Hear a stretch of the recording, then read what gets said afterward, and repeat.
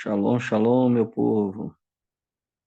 Hoje nós vamos falar sobre a oração no seu original, né? A oração de acordo com o original hebraico. Nós vamos extrair princípios e conceitos judaicos sobre a oração, ok? E falando sobre oração, e partindo até do conceito judaico de orar, que é diferente do conceito cristão, um pouco diferente, dependendo do segmento. E eu gostaria de pontuar algo, porque quando você passa a aprofundar, a conhecer a cultura judaica, quando você passa a restaurar as raízes judaicas da sua fé, você pode se deparar, muitas das vezes, falando sobre a oração,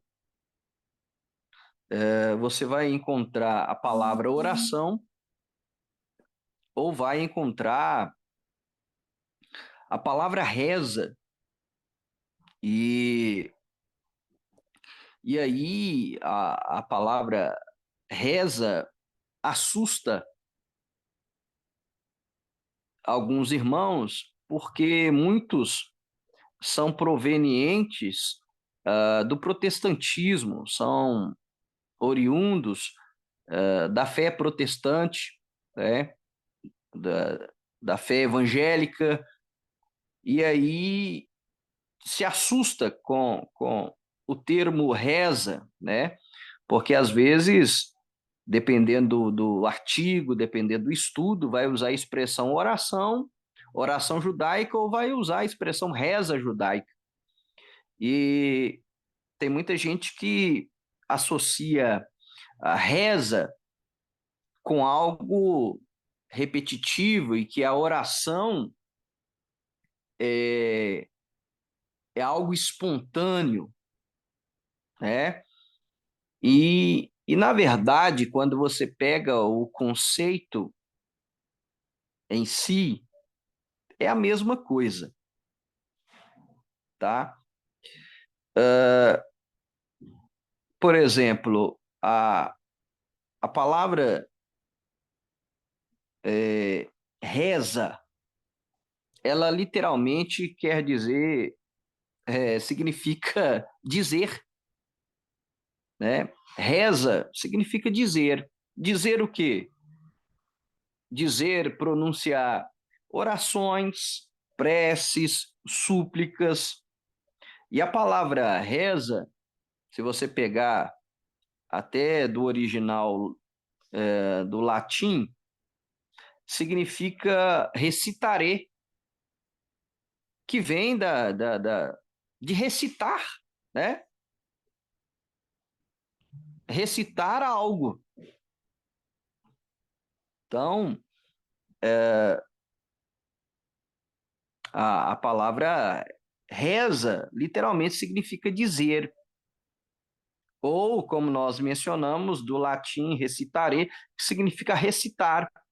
Recitar o quê? Orações, preces, súplicas. Então, quando você aprofunda na etimologia da palavra, cai por terra preconceitos ou conceitos vagos, desinformados. E por que que na fé judaica utiliza-se a reza? E aqui vale até mencionar que na cultura judaica existe até um livro de reza, um livro de orações, que ele é chamado de Sidur. Então, existe o livro de orações judaicas que ele chama Sidur. E Sidur vem da palavra ceder, que literalmente significa ordem, né? Então, o Sidur é a ordem das orações. E para que isso? Para a pessoa, o prosélito ou o judeu, ele ter uma ordem na sua oração. Para ele não orar de qualquer jeito, para ele não pronunciar palavras de qualquer jeito diante de Deus, ok? Porque Deus é um Deus de ordem. Deus criou as coisas de forma ordenada. E a oração não deve ser uma oração desordenada. Nós temos até mesmo no segmento, uma ala do segmento cristão que ele serve de deboche por muitas pessoas, por quê? Porque as suas orações, elas não têm ordem, né? Um grita de um lado, outro do outro, e fica aquela coisa desordenada, e aí serve de escândalo, e ninguém entende nada. Então, é, existe ordem, né? E engana aquele que pensa, ah, não, mas se eu pegar um livro de oração, um Sidur, por exemplo, a minha oração ou reza, porque reza significa dizer ou recitar, vai ser algo mecânico, algo monótono, algo frio. Não. Quando você pega ah, o conceito de oração hebraico, o conceito de oração judaico, os sábios do povo de Deus vão dizer que a oração, para ela ser aceita, ela tem que ser uma oração sincera, tem que vir de dentro, tem que vir do coração, e que essa oração ela deve ser feita com fervor. Então, por mais que você esteja recitando uma oração pronta, feita por sábios, por grandes mestres da palavra, que aí você pode pronunciá-la sem medo de heresia, de pronunciar algo inadequado diante de Deus, a oração ela deve ser acompanhada de um coração sincero e esta oração ela não pode ser feita de forma fria, mecânica, ela deve ser pronunciada com fervor. Então, por mais que eu esteja lendo uma oração, ou recitando, ou rezando, que agora nós aprendemos o original da palavra reza, você tem que fazer com fervor, ok?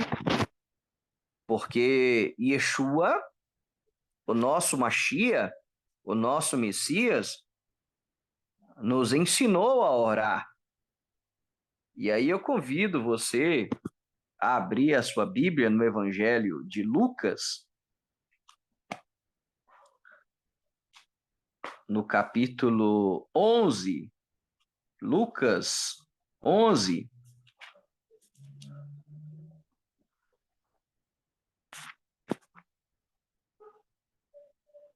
Nós vamos ler a partir do versículo 1. Diz assim: estando em certo lugar, orando, ao terminar, um de seus discípulos pediu-lhe: Senhor, ensina-nos a orar, como João ensinou a seus discípulos. Respondeu-lhes: quando orardes, dizei. Tá vendo? Reza, dizer, reza. Pai, santificado seja o teu nome, venha o teu reino. O pão nosso cotidiano dá-nos a cada dia. Perdoa-nos os nossos pecados, pois também nós perdoamos aos nossos devedores. e não nos deixeis cair na tentação. Então, irmãos, Lucas 11, primeiro,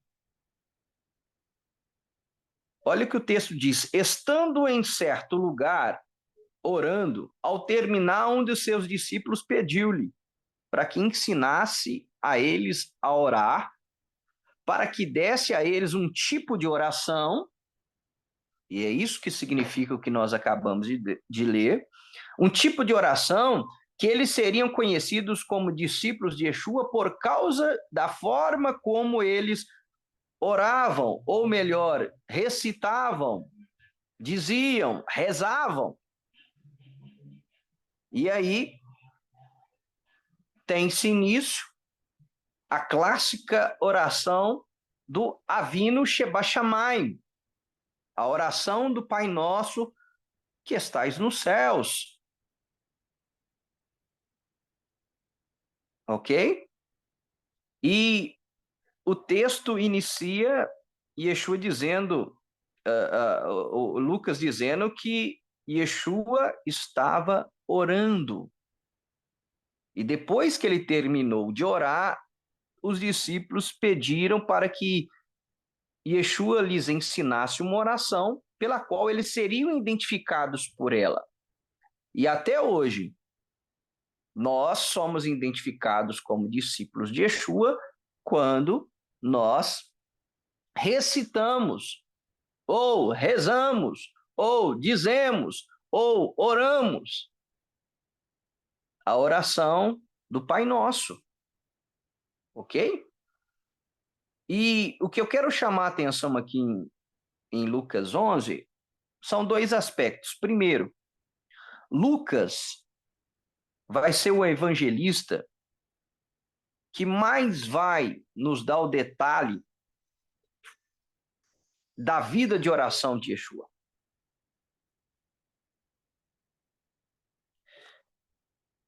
E vale ressaltar aqui que nós temos 4 evangelhos. Nós temos 4 evangelistas que escreveram a biografia de Yeshua.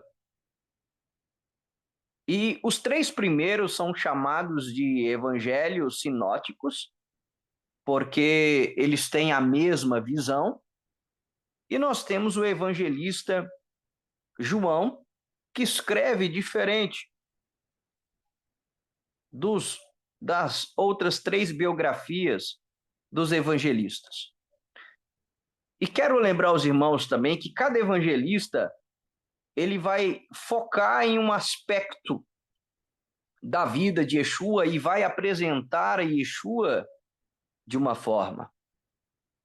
Mateus vai apresentar Yeshua como rei. Marcos vai apresentar Yeshua como servo. Lucas vai apresentar Yeshua como humano, como um homem perfeito. E João vai apresentar Yeshua como Deus, como divino. Por isso que ele inicia o seu evangelho dizendo que Yeshua é o Davar, é o Logos, é o Menra, é a palavra, é o verbo encarnado, é o Deus conosco. Ok? Então, cada evangelista vai apresentar Yeshua de uma forma. E Lucas vai apresentar Jesus, Yeshua, um homem perfeito. E por isso que o evangelista Lucas é o evangelista que vai mais mencionar que Yeshua orava. E vai nos dar detalhes da vida de oração de Yeshua. Então, Yeshua, a partir de Lucas 11, nós sabemos que Yeshua tinha uma vida de oração. E que ele não só ensinou os seus discípulos a orar, como ele deu o exemplo a como ter uma vida de oração. E há quem pergunte quantas vezes ao dia uma pessoa deve orar? É proveitosa nós fazermos essa pergunta aqui. Quantas vezes ao dia uma pessoa deve orar?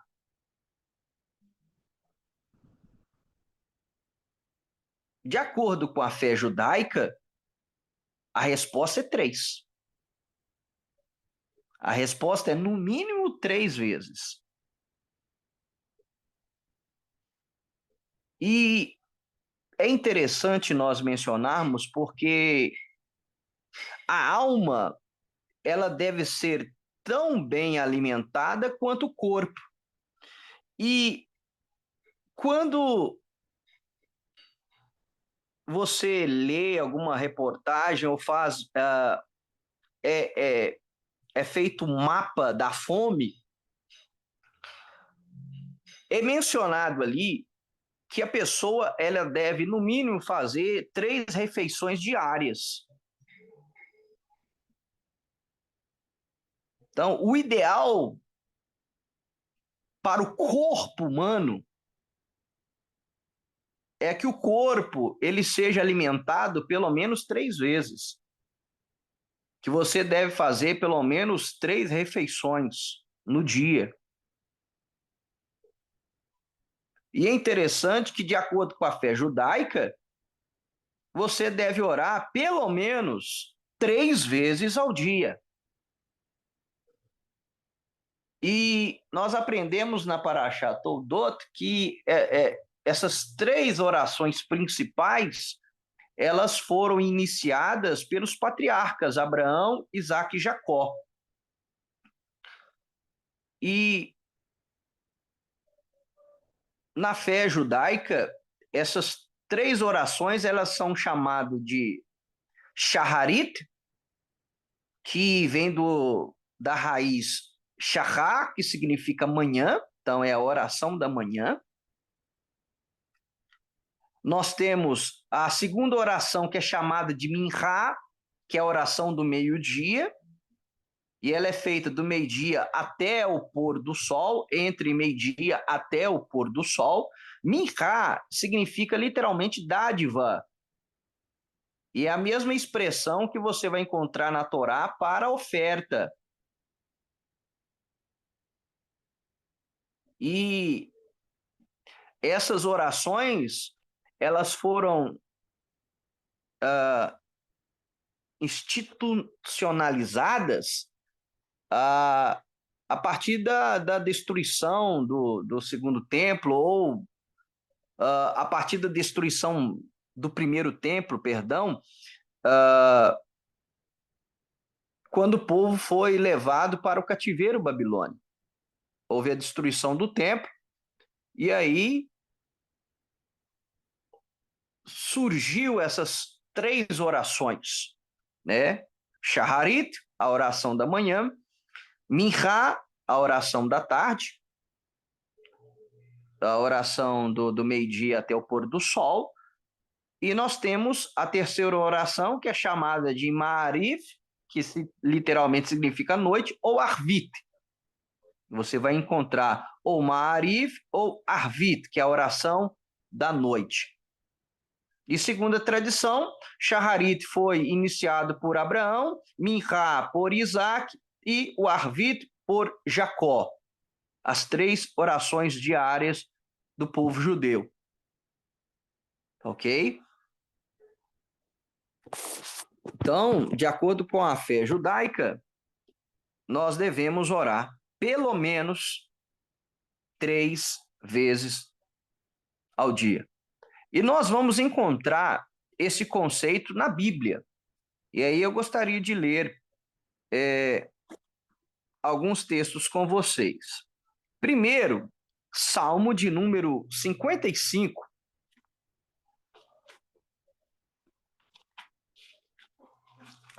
Salmo de número 55.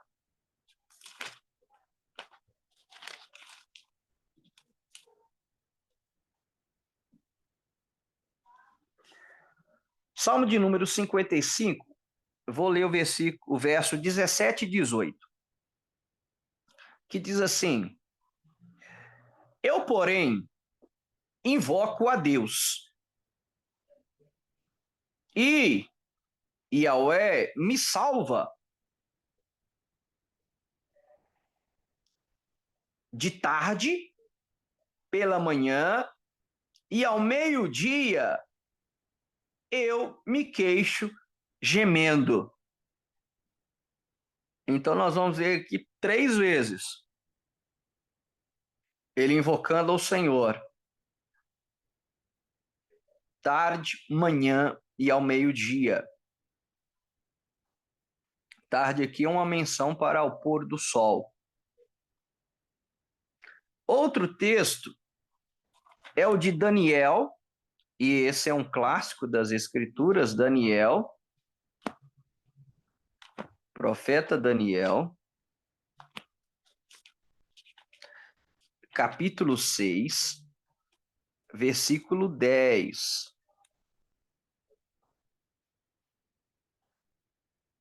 Daniel 6, 10.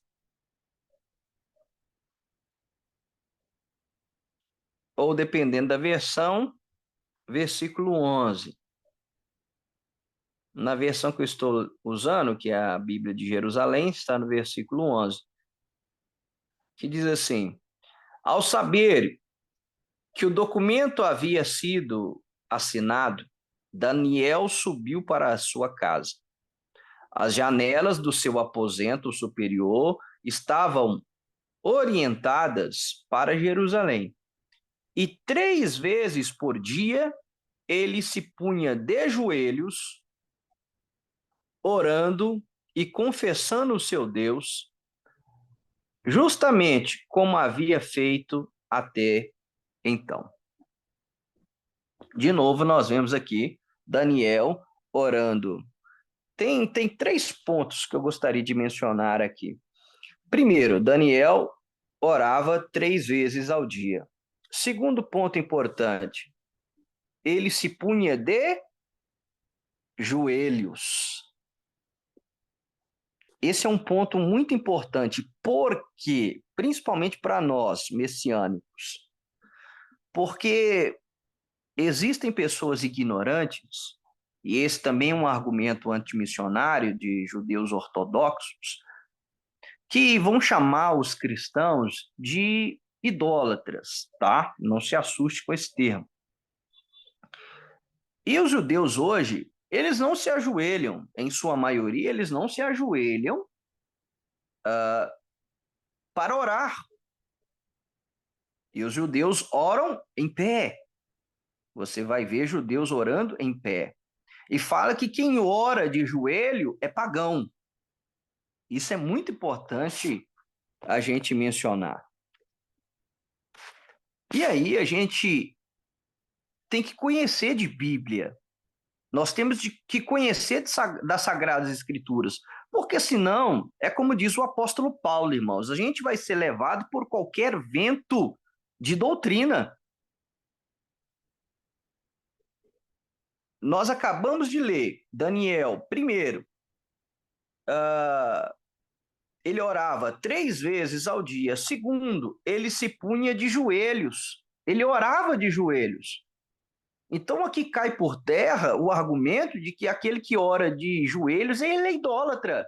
Ele é pagão. Porque traz a ideia de que os pagãos, eles se curvavam, eles se ajoelhavam diante dos seus ídolos. Mas a gente tem que entender que isso é uma distorção. O inimigo, ele sempre fez isso. Ele distorce aquilo que é do eterno. Então não significa que aquilo que o eterno criou, aí o inimigo veio e banalizou, que a gente não pode utilizar, se valer. Então a oração aqui está muito clara. É uma oração que era feita de joelhos. Então Daniel orava de joelhos, Yeshua orava de joelho, Paulo orava de joelhos. Nós vamos ver esses versículos. Ok? Então, eu queria aproveitar essa live, esse discipulado, para ensinar, instruir vocês nesse sentido. Não caiam nessa, que a oração só pode ser feita de pé, que quem ora de joelhos é pagão, é idólatra. Não, de jeito nenhum. E terceiro ponto importante desse versículo, eu deixei por último,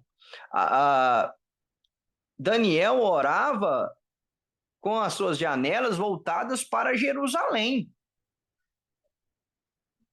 Daniel orava voltado para Jerusalém. E hoje o povo judeu ora, até hoje o povo judeu ora voltados para Jerusalém. Aqueles que estão em Jerusalém, eles oram voltados para onde? Ah, essa é uma boa pergunta. Se aqueles que não estão em Israel oram voltados para Israel, voltados para Jerusalém, e aqueles que estão em Jerusalém, oram voltados para onde? Ah, oram voltados para o templo, para onde estava o templo, para o Ramacom, para o lugar. Ok? Então, isso aqui é muito importante. A gente ora, e até hoje nós oramos voltados para Jerusalém. Ok? Então, de onde que a gente tira isso? Da Bíblia. Daniel orava voltado para Jerusalém. O povo judeu até hoje, aqueles que estão na diáspora, estão na Galuta, estão fora de Israel, eles oram voltados para Jerusalém, que é a sede da nossa fé. Que mitzion tetse Torá, o devar Hashem Yerushalayim, porque de Sião sairá a lei e a palavra do Eterno de Jerusalém. Isaías 2:2. Então, a nossa fé vem de lá. Então, a gente precisa.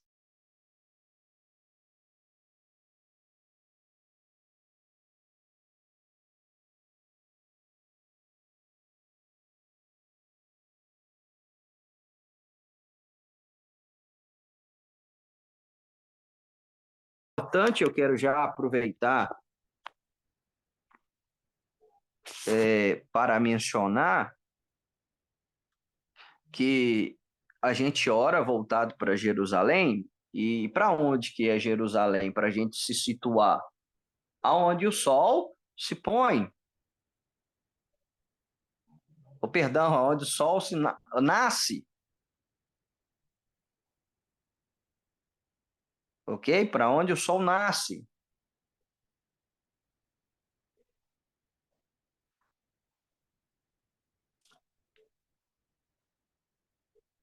Isso, leste. Obrigado, Rafa. Para o leste. E não só as orações, e aqui eu quero aproveitar o espaço para a gente mencionar o maior dos mandamentos segundo Yeshua, que é o Shema. Assim como nós, no mínimo, devemos orar 3 vezes ao dia, o Shema, ele é recitado 2 vezes ao dia. Ao acordarmos e ao irmos dormir, ao deitar e ao levantar, conforme está em Deuteronômio 6:4-9, onde diz que nós devemos pronunciar, né, o Shema, que é o credo, né, conhecido como credo judaico, o Shema Israel, é a profissão de fé judaica, e Yeshua não é só isso, porque Yeshua vai chamar o Shema do maior dos mandamentos. E aí eu quero ler com você, e quero que você tome nota, Marcos, capítulo 12,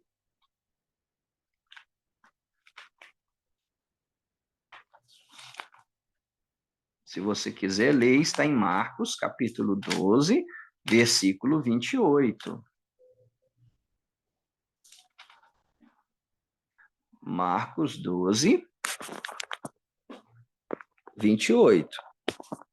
Diz assim: um dos escribas que ouvira a discussão, reconhecendo que respondera muito bem, perguntou Yeshua, qual é o primeiro de todos os mandamentos? Ou seja, o maior de todos, né? Jesus respondeu, o primeiro é, ouve, ó Israel, Shema Israel, o Senhor nosso Deus é o único Senhor. E amarás o Senhor teu Deus de todo o teu coração, de toda a tua alma e de todo o teu entendimento, e com toda a tua força.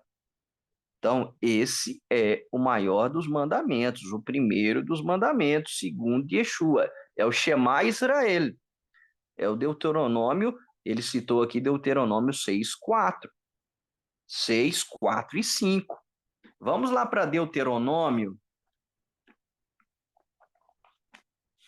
E o Shema, ele é recitado também voltado para Jerusalém, a sede da nossa fé. A nossa fé não é Roma. A nossa fé não é Suíça, não é Alemanha, não é Estados Unidos. A nossa fé é judaica e ela vem de Jerusalém. Deuteronômio 6:4 diz assim: ouve, ó Israel, Yahweh, nosso Deus, é o único Yahweh. Adonai é o nosso Deus, é o único Adonai. Portanto, amarás Adonai, teu Deus, com todo o teu coração, com toda a tua alma e com toda a tua força.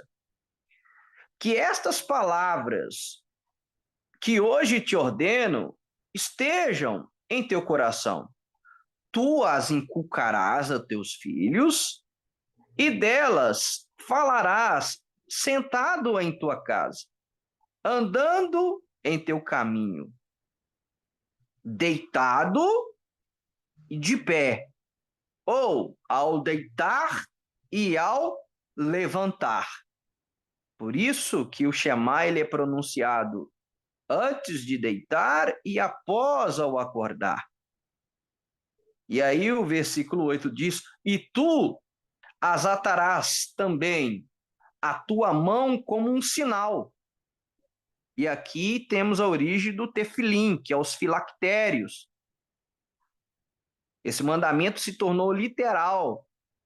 Os judeus fizeram tiras de couro com duas caixinhas que colocam na testa e na mão direita. Olha só, tu as atarás a tua mão como sinal e serão como frontal entre os teus olhos, aonde fica a caixinha com o rolo do Shema.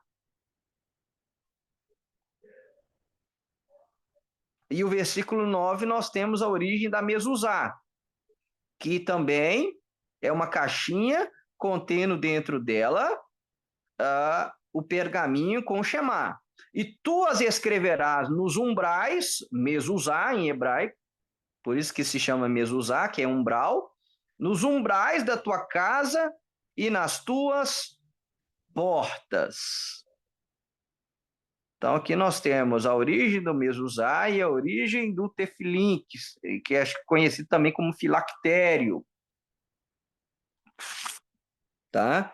E aqui é importante a gente mencionar também esses elementos judaicos na oração. Por exemplo, o tefilim. Nós temos um outro item que o judeu ele usa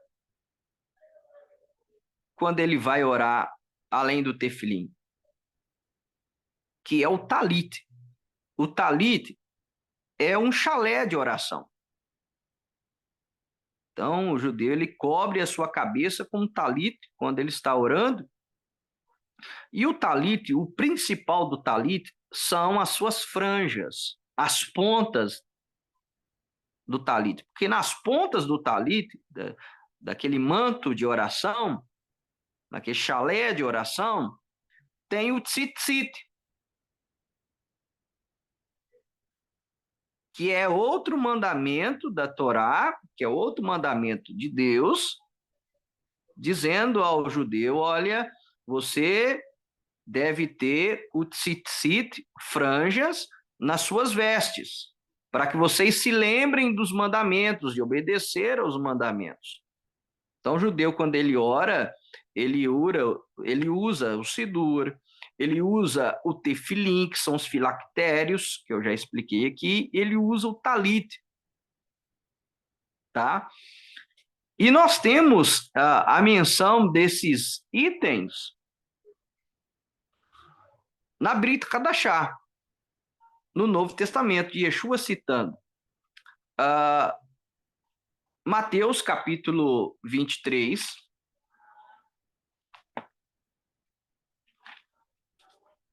Mateus capítulo 23, versículo 5 diz assim, Yeshua criticando a hipocrisia dos fariseus. Praticavam todas as suas ações com o fim de serem vistos pelos homens. Com efeito, usam largos filactérios, tá vendo? Olha o tefilim aqui. E longas franjas. Olha só, o tzitzit. Então, nós temos aqui a menção dos filactérios, do tefilim, e nós temos a menção do tzitzit, das franjas, né? Que deu origem ao talit, que é o chalé de oração, e nas suas pontas nós temos o tzitzit, as franjas, ok? Há um outro item que o judeu ele utiliza quando ele está orando,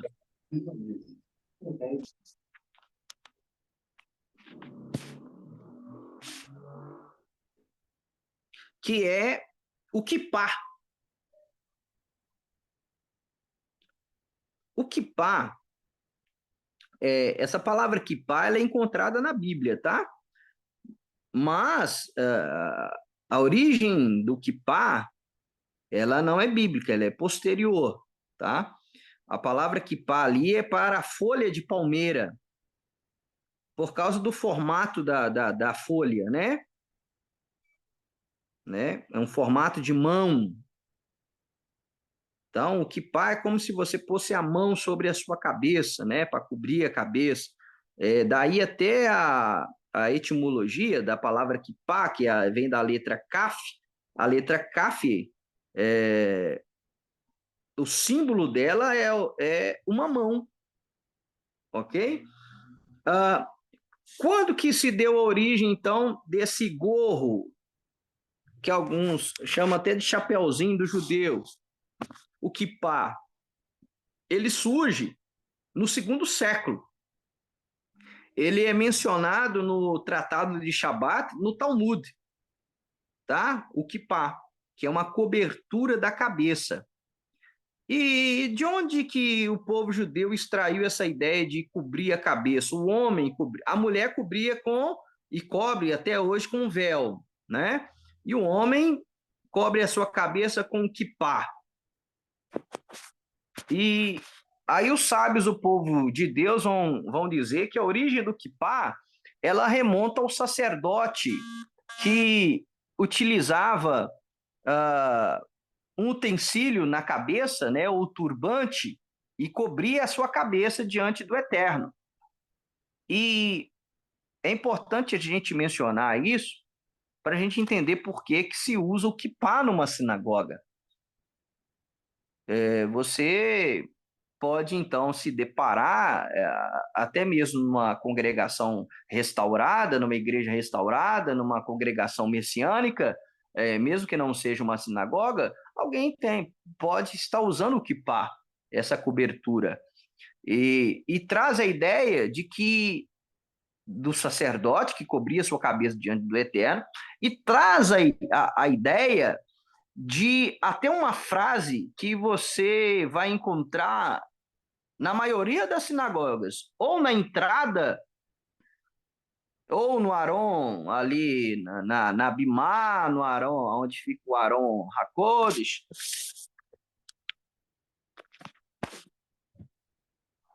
onde fica a arca, contendo a Torá, você vai ver a expressão da lifne miatá omed, que significa saiba de antemão diante de quem você está, ok?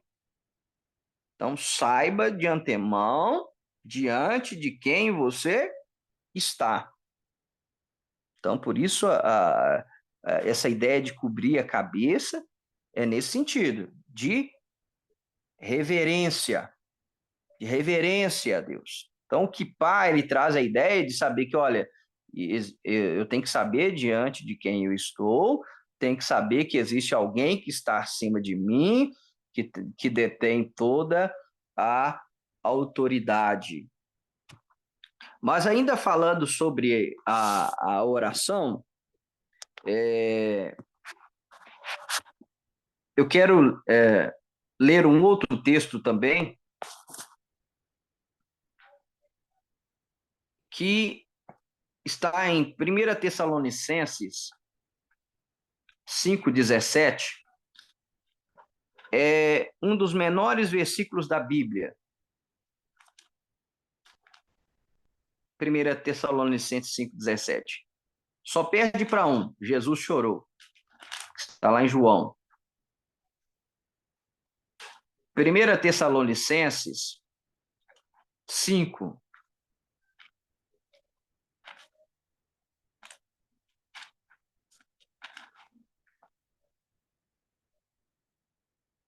1 Tessalonicenses 5,17 diz assim: orai sem cessar.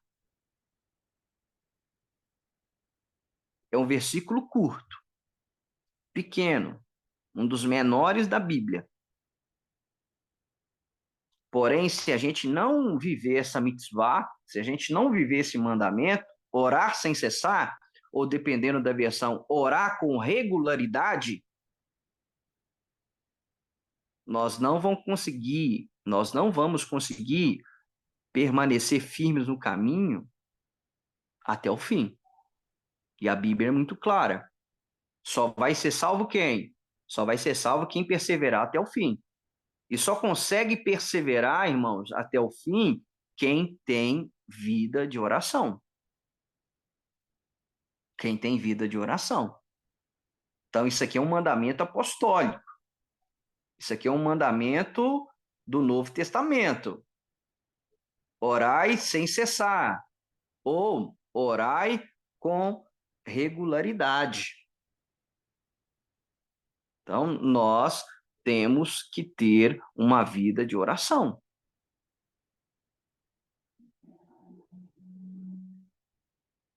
Ok? É muito interessante, irmãos, é muito profundo essa questão de nós orarmos. E aí, eu até trouxe a questão de orar de joelhos, né? E aí eu citei que Yeshua e Paulo, além de Daniel, também oravam de joelhos. E aí eu quero fazer esse link com vocês. Vamos ler Lucas, olha só, de novo, hein? Lucas, que apresenta Jesus como um homem perfeito. Lucas 22,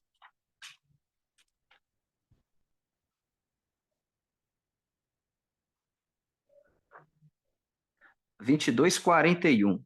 Lucas 22, 41. Tome nota, por favor. Olha o que diz a palavra de Deus. E afastou-se deles. Ah, não, vamos ler a partir do versículo 39. Porque você vai ver aqui, juntamente comigo, que Yeshua tinha o hábito, o costume, a tradição de vida de oração. Olha só o que diz o versículo 39. Lucas 22, 39. Ele saiu e, como de costume, dirigiu-se ao Monte das Oliveiras. Está vendo? Yeshua orava no monte. E nós vamos imitá-lo. Os discípulos o acompanharam, está vendo? Versículo 40. Chegando ao lugar, disse-lhes: orai, olha a advertência de Yeshua, orai para não entrardes em tentação. Versículo 41.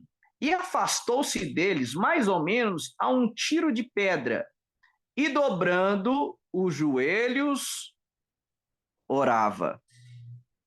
Tá vendo que Yeshua orava de joelhos. O Mashiach orava de joelhos.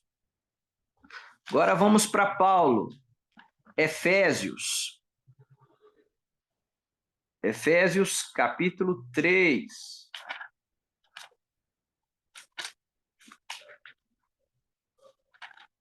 Espero que você esteja tomando nota de tudo, de todos os textos, hein?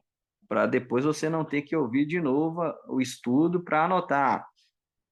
Apesar de não ser bom ouvir de novo, né? É importantíssimo. Às vezes a gente distrai e perde algum detalhe, ou ouvindo de novo, a gente é despertado para algum detalhe. Efésios capítulo 3, versículo 14. Olha só. Por essa razão, dobro os joelhos diante do Pai. De quem? Versículo 15. De quem toma o nome toda a família no céu e na terra, para pedir-lhe que conceda, segundo a riqueza da sua glória, que vós sejais fortalecidos em poder pelo seu Espírito no homem interior. Uau, fantástico! Por essa causa me coloco de joelhos, ou por essa razão dobro os meus joelhos. Olha só, para pedir-lhe que conceda, segundo a riqueza da sua glória, que vós sejais fortalecidos em poder pelo seu Espírito no homem interior. Isso aqui é fantástico. A questão do joelho. Olha que interessante. Tem muita gente que quer bênção, né? Bênção.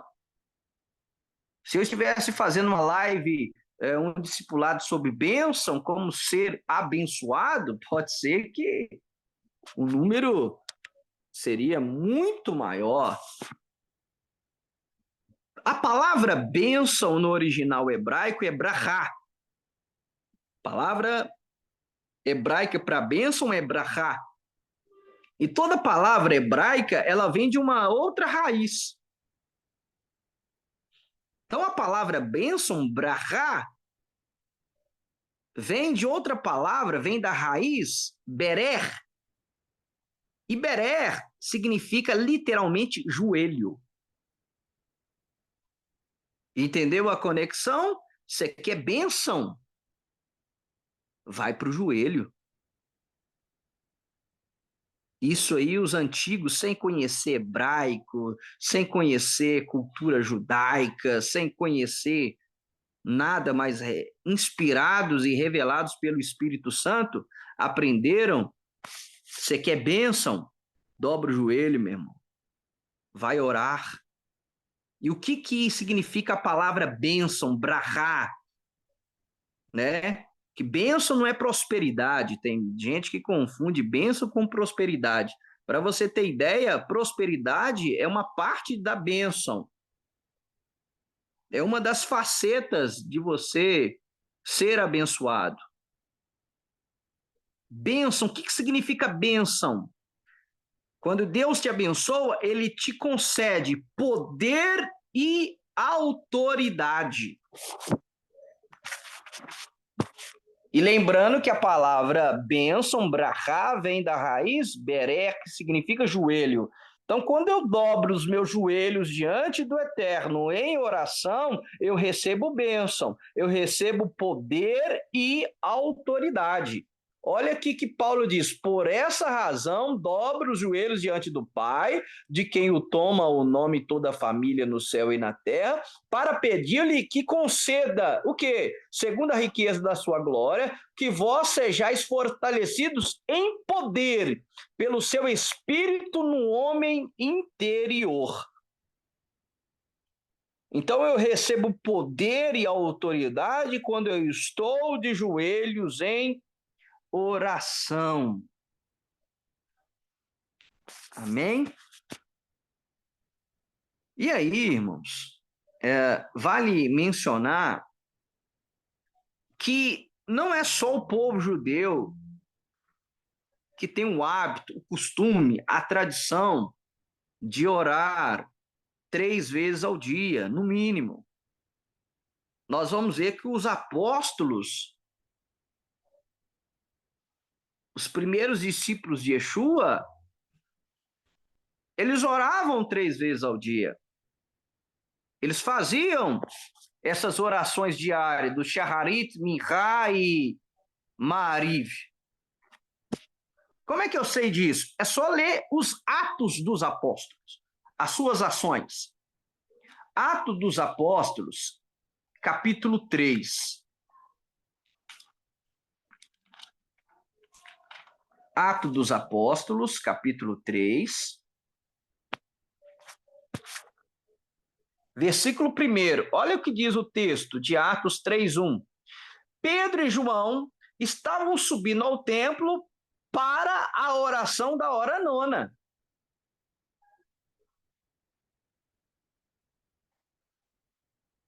O que é a hora nona? 3 horas da tarde.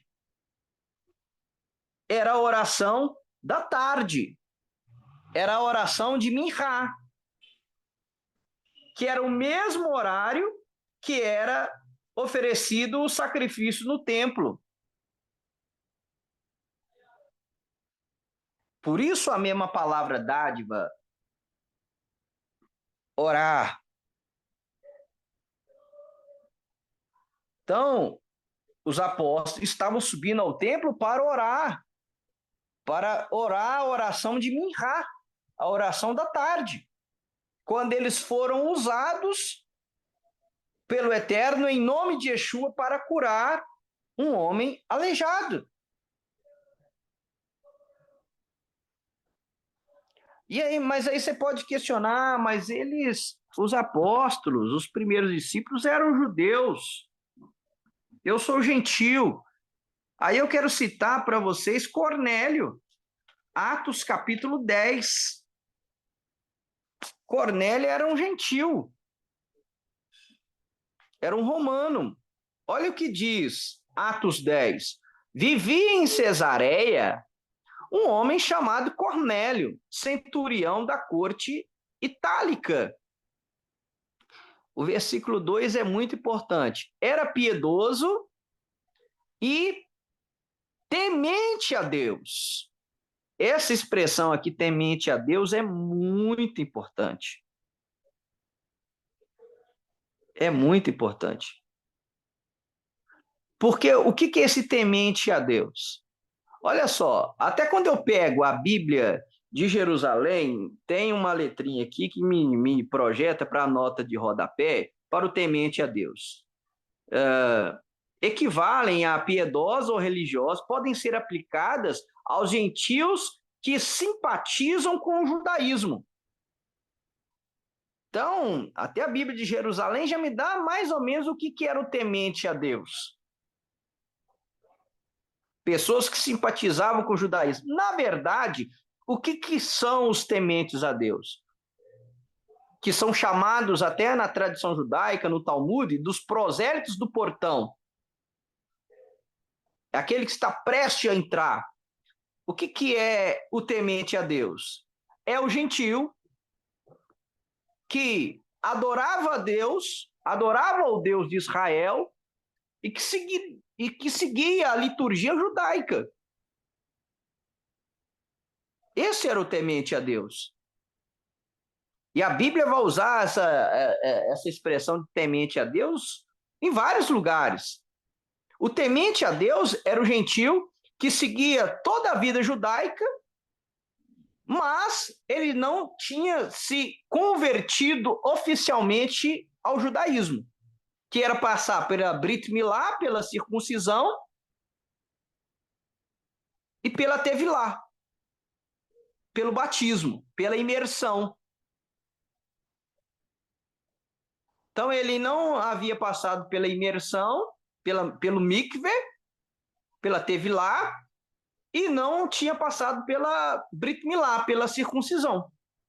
Mas o resto, Kashrut ele já seguia, Shabat ele já guardava, sinagoga ele frequentava, as orações judaicas ele fazia. Ele não só havia se submetido à circuncisão. Esse era o temente a Deus. E olha que interessante o versículo 3. Ele viu claramente em visão, cerca da 9ª do dia, o anjo do Senhor entrando em sua casa e chamando o Cornélio. A hora 9. O que ele estava fazendo? Ele estava orando a oração da tarde, Minhá. Então isso aqui é fantástico, irmãos. Quando você estuda o Novo Testamento, de acordo com o original, no seu contexto original, abre um leque. E aqui você refuta. Aqui você refuta muita coisa. Só com essas informações aqui você refuta antissemitas, antinomistas, aqueles que são anti-tradição judaica, cultura judaica, aqueles que acham que você ter restaurado a sua fé judaica, você é um judaizante. Pelo contrário. Aquele que não faz isso, ele foi romanizado. Porque a nossa fé é uma fé judaica. Quem perdeu a originalidade não foram nós que nos restauramos. Foram eles que foram romanizados.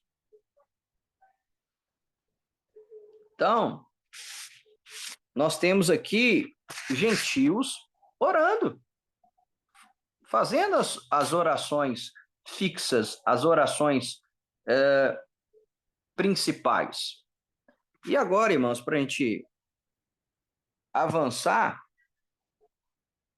para a gente concluir,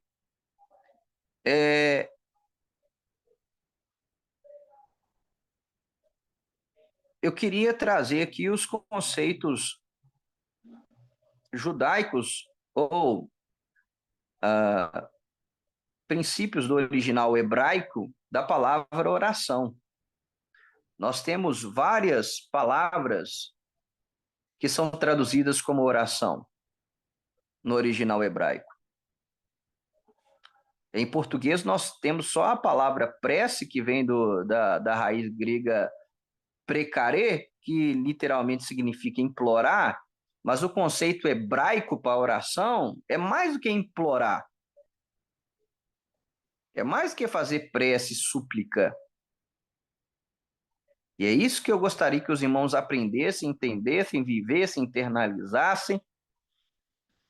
Uma das palavras hebraicas para a oração é lehit palel. Lehit palel significa, literalmente, julgar a si mesmo. E aqui é um dos princípios mais importantes para a oração. Por que eu devo orar? Por que você deve orar? Por que nós temos que ter uma vida de oração? Porque quando eu oro, eu julgo a mim mesmo. Quando eu oro, eu mudo a mim mesmo. Normalmente as pessoas oram para mudar situações. Na verdade, nós devemos orar e orar com esse entendimento correto e entender que quando eu oro, muitas das vezes Deus não vai mudar o meu cenário. Deus não vai mudar aquilo que eu estou vivendo. Quando eu oro, eu me mudo. Deus me muda.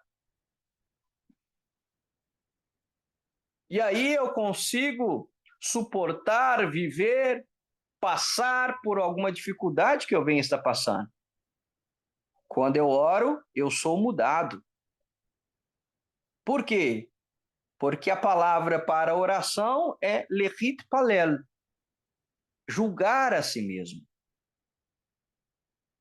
Então é muito importante na nossa vida nós orarmos, porque quando nós começamos a orar, nós começamos a fazer uma introspecção, a olhar para dentro de nós. E aí, quando eu estou fazendo uma introspecção, quando eu estou olhando para dentro de mim, eu vejo quanto eu preciso mudar, quanto eu preciso melhorar. Só que isso só vem através da oração, do lechit palel. É por isso que muitas pessoas se dizem cristãs e seguidoras de Yeshua, mas elas não têm uma vida transformada, não nasceram de novo, porque elas não têm uma vida de oração. Porque a oração é que transforma. A oração muda a gente. E até quando eu estava estudando sobre esse conceito de oração no sentido de lechit palel, de julgar a mim mesmo, um sábio do povo judeu, ele cita até um poeta inglês, George Meredith, que ele diz sobre a oração: aquele que se ergue de suas orações como um homem melhor, terá suas orações atendidas. Por que o sábio judeu, ele cita esse poeta inglês? Porque a oração tem um propósito de mudar o homem. Então, quando eu sou mudado, olha o que conceito lindo. Quando eu sou mudado através da oração, eu tenho a minha oração atendida. Então, de novo, citando o poeta inglês: aquele que se ergue das suas orações como um homem melhor, terá suas orações atendidas. Ok? Nós temos outra palavra hebraica para oração, que é a palavra tefilá. Tefilá é uma palavra para oração. E tefilá vem da raiz hebraica que significa unir, juntar-se. Por isso que tefilá lembra tefilim, né? Que é o quê? É as fitas de couro que os judeus enrolam no seu braço e vai até a testa com a caixinha contendo o Shema, que tem que estar unida a ele, o entendimento do Shema Israel. Então, quando eu oro, tefilá, eu me uno ao Eterno, eu me junto a ele. E aqui vale lembrar o conceito de relacionamento. Nós somos influenciados devido aos relacionamentos que nós temos. Então, se eu fico muito com o Eterno, fico muito próximo ao Eterno, fico muito unido ao Eterno, fico muito junto ao Eterno, através da tefilá, através da oração, eu sou influenciado por ele. Então, aqui nós aprendemos um outro conceito judaico, um outro conceito hebraico, que oração é mais do que pedir para. Oração é estar com. Porque tem muita gente que ora para pedir, mas oração é mais do que pedir para, é mais do que pedir para Deus. Oração é estar com.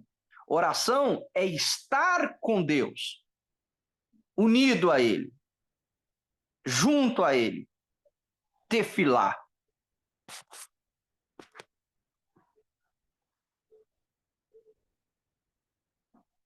Então, esse princípio é importantíssimo de nós entendermos. Então, a oração, ela tem um propósito duplo: trazer Deus até o homem. Então, através da oração, eu trago Deus a próximo de mim. E o outro propósito da oração é de elevar o homem até Deus. Então, isso é muito importante. E agora, para a gente finalizar, irmãos, eu quero falar sobre os 3 tipos de oração, de acordo com o original hebraico. 3 tipos de oração. O primeiro tipo de oração é Shevaar. Shevaar significa oração de louvor. O segundo tipo de oração é aquele que a maioria das pessoas fazem, que é bakashá, que é literalmente pedido. É quando você ora para pedir algo a Deus. Aí você está fazendo uma bakashá. E o terceiro tipo de oração é rodaá, que significa literalmente agradecimento. E é interessante porque esses 3 conceitos estão dentro da oração do Pai Nosso. O Shevaá, louvor, o Bakashá, pedido, e o Rodaá, agradecimento. Pai Nosso que estais no céu, santificado seja o teu nome. Shevaá, eu acabei de louvar a Deus. E aí agora eu vou para Bakashá. O pão nosso de cada dia nos dai hoje. Perdoai as nossas ofensas, assim como nós perdoamos a quem nos tem ofendido. Não nos deixeis cair em tentação, mas livrai-nos do mal. Bakashá. E aí agora o Rodaá, o agradecimento. Pois teu é o reino, o poder e a glória para sempre. Rodaá, agradecimento. Então é interessante porque dentro do Avinu Sheba Shammai, dentro da oração do Pai Nosso, nós temos esses 3 tipos de oração dentro da oração do Pai Nosso: Bakashá, Shevaá e Rodaá. Ok? Então, primeiro tipo, Shevaá, oração de louvor. E aí, sobre Shevaá, as orações de louvor é muito mais do que a gente louvar a Deus através da oração, dizendo que Ele é santo, dizendo que Ele é poderoso, dizendo que Ele é amoroso, que Ele é clemente, que Ele é compassivo, que Ele é tardio em irar-se. As orações de louvor nos ensinam aquilo que nós devemos nos esforçar para ser. Quando eu oro a Deus, uma oração de louvor, quando eu estou orando a Deus, estou mencionando as suas virtudes, as suas qualidades, os seus atributos. Esse tipo de oração me ensina aquilo que eu devo ser. Quando eu oro a Deus, mencionando a santidade dele, dizendo que ele é santo, santo, santo. Ao orar a Deus em uma oração de louvor, eu me lembro que eu tenho que ser santo porque eu sirvo um Deus que é santo. Então, esse princípio, esse conceito você precisa guardar. Sobre o segundo tipo de oração, que é o bacaxá, que é a oração no sentido de pedir, e aí a Bíblia diz que nós temos que fazer bacaxá, sim, que nós temos que pedir a Deus.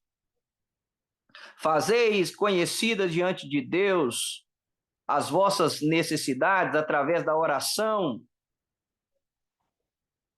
Então eu tenho que pedir. Porque quando eu peço a Deus, eu reconheço que eu não posso e que Ele pode. E o ponto mais importante que eu queria que você guardasse sobre o tipo de oração bacaxá é a forma como você pede a Deus. Isso aqui muda tudo. Tem muita gente que sai da igreja, tem muita gente que sai do caminho, tem muita gente que se frustra com Deus, dizendo: ah, Deus não me ouve, Deus não me responde, Deus não me atende. É porque essa pessoa não aprendeu o conceito de bacaxá, o conceito de pedir hebraico. Nas orações judaicas, para pedir, sempre há a expressão: por favor, realize os desejos do nosso coração para o bem. Ok? O judeu, ele sempre ora: Senhor, por favor, realize os desejos do meu coração. Mas aqueles que são para o bem. E Yeshua, em Lucas 22:42, quando ele ora, Yeshua estava fazendo um abacaxá, um pedido a Deus. Pai, se possível for, passa de mim esse cálice. Todavia, não seja feita a minha vontade, mas a tua.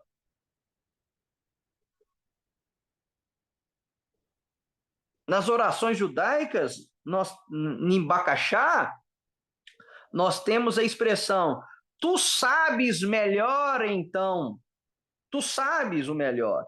Então faça o que tu achares melhor. Quando eu oro assim, muda tudo.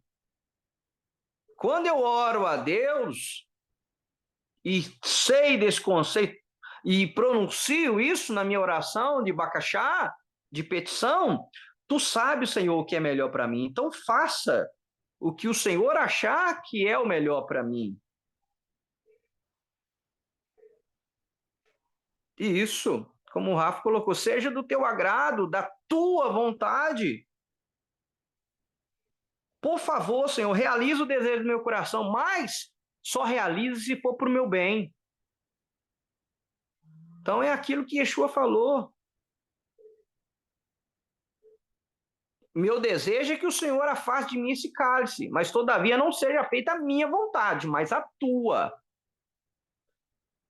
Então, é importantíssimo, irmãos, nós entendermos esse conceito hebraico de bacaxá. Pedir, mas saber que Deus faz o melhor para nós.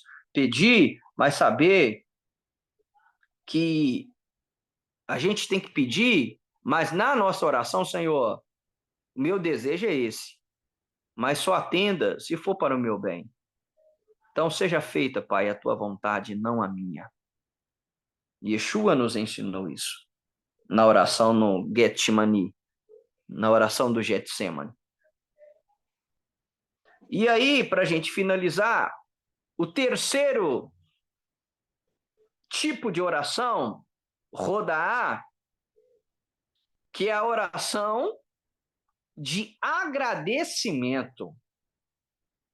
É muito importante, irmãos, porque muita gente lembra de pedir, mas poucos lembram de agradecer. E nós temos um episódio marcante nos evangelhos, a cura dos 10 leprosos. a cura dos 10 homens acometidos de Tsahaat. Yeshua cura, limpa, purifica 10, mas só um volta para agradecer. Isso fala muito daquilo que nós somos. Nós lembramos muito de pedir, lembramos pouco de agradecer. Mas se a gente entender o conceito hebraico de oração, a gente vai lembrar de orar também em Rodaá, uma oração de agradecimento. E aí, nas orações racídicas, nós temos esse seguinte pedido na oração de agradecimento: meu Deus, tu tens me dado tanto, mas eu ouso pedir-te só mais uma coisa: um coração agradecido. Oh, meus irmãos, que nós venhamos pedir ao Eterno sempre isso. Meu Deus, tu tens me dado tanto, mas eu ouso pedir-te só mais uma coisa: um coração agradecido. Parece, irmãos, que essa oração é até uma paráfrase. Parece que está parafraseando o salmista Davi, quando ele compõe o Salmo 103, que é um salmo lindo, que eu gosto muito de recitar. O Salmo 103, verso 2, que diz assim: bendiga minha alma, bendiga a Adonai, ó minha alma, e não esqueças nenhum dos seus benefícios. Que a nossa alma, irmãos, jamais se esqueça de todos os benefícios que Yeshua já fez. Que a nossa alma jamais se esqueça de todos os benefícios que o Eterno já fez. E o maior dos benefícios foi o perdão dos nossos pecados através do sacrifício de Yeshua.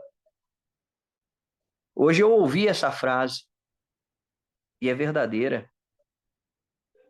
Presbítero Brendel, no Maná Diário,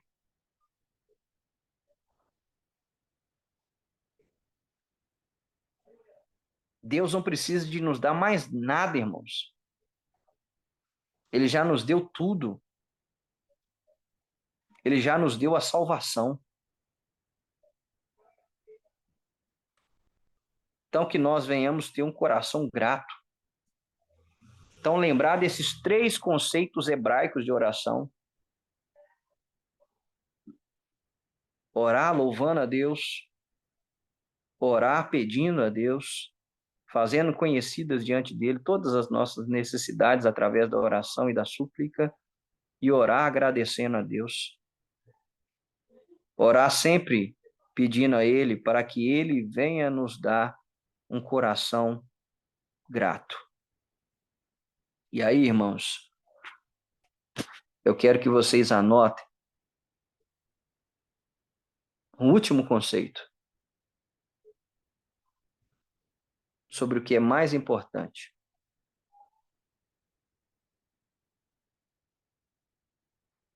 Sobre a oração. Sobre a oração, irmãos, aprendam isso. Não é o mais importante o que oramos, mas sim como oramos. Deixa eu refazer a frase.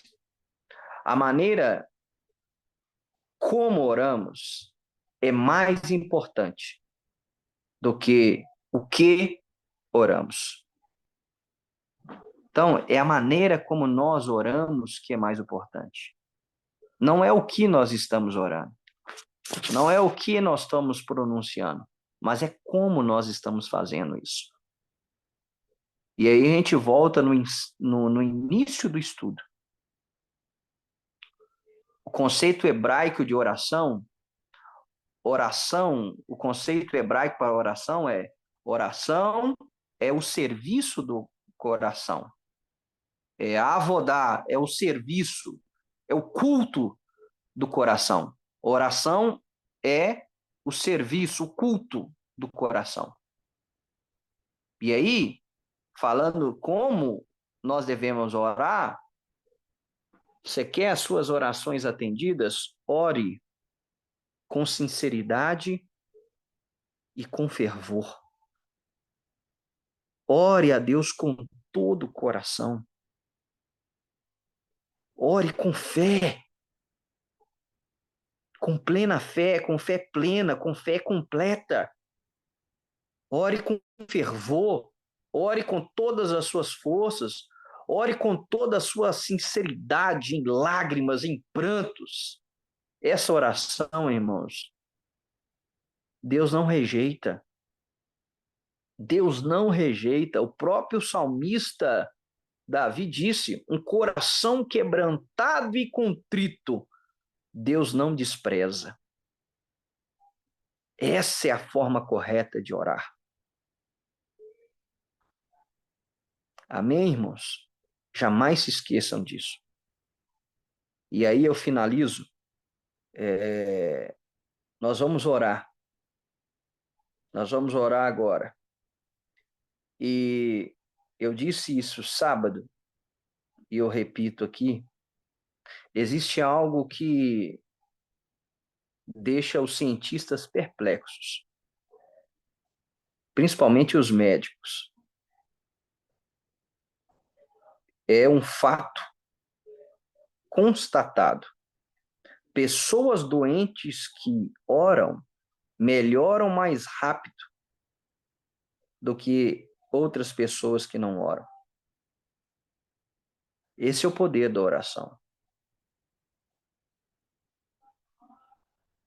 Algo impressionante também, que a medicina, a ciência já constatou, é quando nós oramos por pessoas,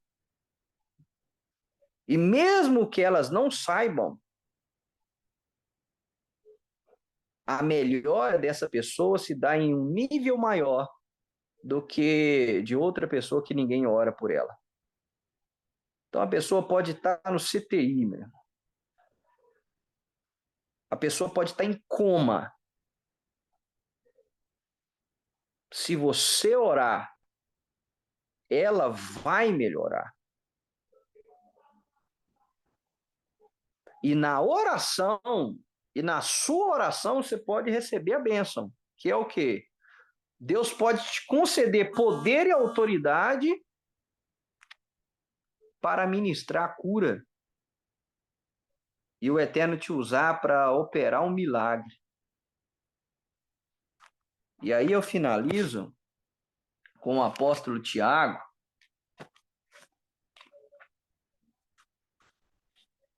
capítulo 5, Tiago 5. Tiago 5, 15. Vamos ler a partir do 13. Sofre alguém dentre vós um contratempo? Recorra à oração. Está alguém alegre? Cante. Alguém dentre vós está doente? Mande chamar os presbíteros da igreja para que orem sobre ele, ungindo-o com óleo em nome do Senhor. A oração da fé salvará o doente, e o Senhor o porá de pé. E se tiver cometido pecados, estes lhe serão perdoados. Confessai, pois, uns aos outros vossos pecados, e orai uns pelos outros, para que sejais curados. A oração fervorosa, olha só, não é o que você ora, é como você ora. A oração fervorosa do justo tem grande poder. A oração tem poder, irmãos.